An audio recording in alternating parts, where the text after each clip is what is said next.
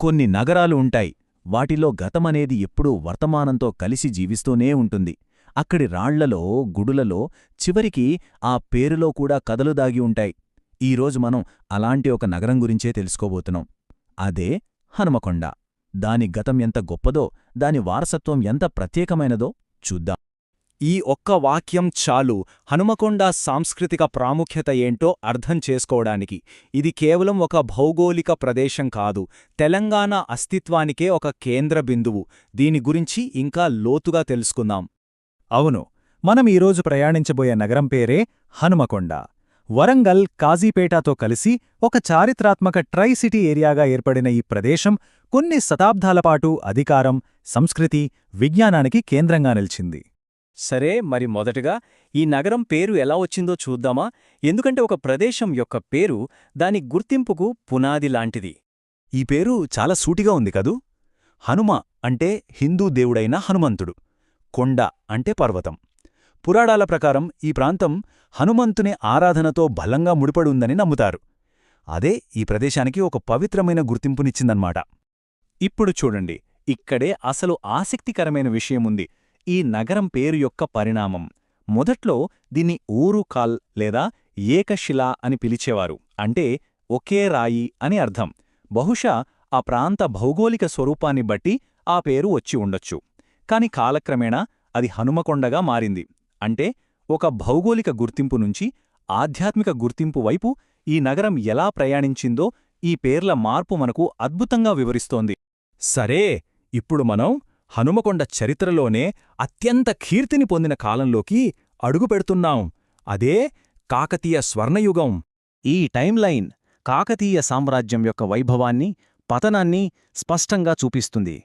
వారి పాలనలో హనుమకొండ ఒక శక్తివంతమైన తెలుగు రాజ్యానికి మొదటి రాజధానిగా వెలిగింది. ఢిల్లీ సుల్తానేట్ దండయాత్ర వారి పాలనకు ముగింపు పలికినప్పటికీ వాళ్లు మిగిల్చిన వారసత్వం మాత్రం ఇప్పటికీ చెక్కుచెదరలేదు. ఇది ఏమాత్రం అతిశయోక్తి కాదు.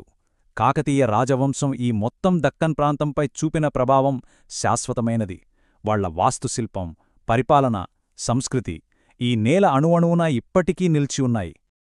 ఇక మనం కాకతీయులు మనకు మిగిలిచిన అద్భుతమైన వాస్తుశిల్ప కళాఖండాలపైన దృష్టి సారిద్దాం. ఈ రాతి కట్టడాలు కేవలం భవనాలు కాదండి, అవి ఒక సామ్రాజ్యపు ఆత్మకు ప్రతిబింబాలు. 1000 ఈ సంఖ్య వెనుక దాగి ఉన్న రహస్యం ఏమై ఉంటుంది? ఇది మనల్ని ఈ నగరం యొక్క అత్యంత ప్రసిద్ధ కట్టడం వైపు నడిపిస్తుంది. అవును, ఆ సంఖ్య 1000 స్తంభాల గుడికి చెందింది.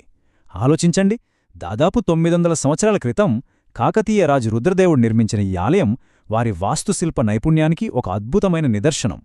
ఈ ఆలయం యొక్క ప్రత్యేకతలు ఒక్కొక్కటిగా చూస్తే ఆశ్చర్యం వేస్తుంది. దీని వేదిక నక్షత్రాకారంలో ఉంటుంది. అంటే అప్పట్లోనే ఎంత గొప్ప ఇంజనీరింగ్ నైపుణ్యం ఉందో. అంతేకాదు, శివుడు, విష్ణువు, సూర్యుడు ఈ ముగ్గురు దేవుళ్లను ఒకేచోట ప్రతిష్ఠించారు. ప్రతి స్తంభంపై ఉన్న శిల్పకళ అయితే అద్భుతం. ఇక ఒకే నల్ల బసాల్ట్ శిల నుండి చెక్కిన ఆ భారీ నంది విగ్రహం, ఇవన్నీ కాకతీయ శిల్పుల ప్రతిభకు, వారి మత సామరస్యానికి ప్రతీకలు. 1000 స్తంభాల గుడి మాత్రమే కాదు, హనుమకొండ కొండపై ఉన్న పద్మాక్షి ఆలయం లాంటి ఎన్నో ఇతర చారిత్రక ప్రదేశాలు కూడా కాకతీయ వారసత్వం ఎంత గొప్పదో మనకు తెలియజేస్తాయి. ఈ ప్రాంతం మొత్తం ఒక సజీవ చారిత్రక గ్రంథం లాంటిది. సరే, ఇప్పటిదాకా గతం గురించి మాట్లాడుకున్నాం కదా, ఇప్పుడు వర్తమానానికొద్దాం. ఈ పురాతన చరిత్ర నేటికి ఎలా జీవంతంగా ఉంది, ఎలా వర్ధిల్లుతోందో చూద్దాం. హనుమకొండలో ఉన్న గొప్పతనమే ఇది. ఇక్కడ గతం, వర్తమానం వేరువేరుగా ఉండవు. అవి ఒకదానితో ఒకటి కలిసిపోయి ఒకదానికొకటి ప్రాణం పోసుకుంటాయి. పురాతన ఆలయాల పక్కనే ఆధునిక విశ్వవిద్యాలయాలు ఉండటం ఈ అద్భుతమైన సమ్మేళనానికి ఒక చక్కటి ఉదాహరణ. చూడండి, కాకతీయ సంస్కృతి కేవలం శిలల్లోనో శిథిలాల్లోనో లేదు. అది బతుకమ్మ, బోనాల వంటి పండుగలలో జీవిస్తోంది. కాకతీయ విశ్వవిద్యాలయం వంటి విద్యాసంస్థల రూపంలో కొనసాగుతోంది. చివరికి 2021లో హనుమకొండను ఒక ప్రత్యేక జిల్లాగా గుర్తించడంలో కూడా ఆ చారిత్రక ప్రాముఖ్యతే కనిపిస్తోంది. హనుమకొండ గురించి తెలుసుకున్న తర్వాత మన మదిలో ఈ ప్రశ్న ఖచ్చితంగా మెదులుతుంది.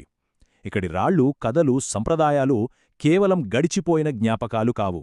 అవే ఈ నగరం యొక్క ఆధునిక ఆత్మకు, దాని గుర్తింపుకు, దాని భవిష్యత్తుకు బలమైన పునాదులు.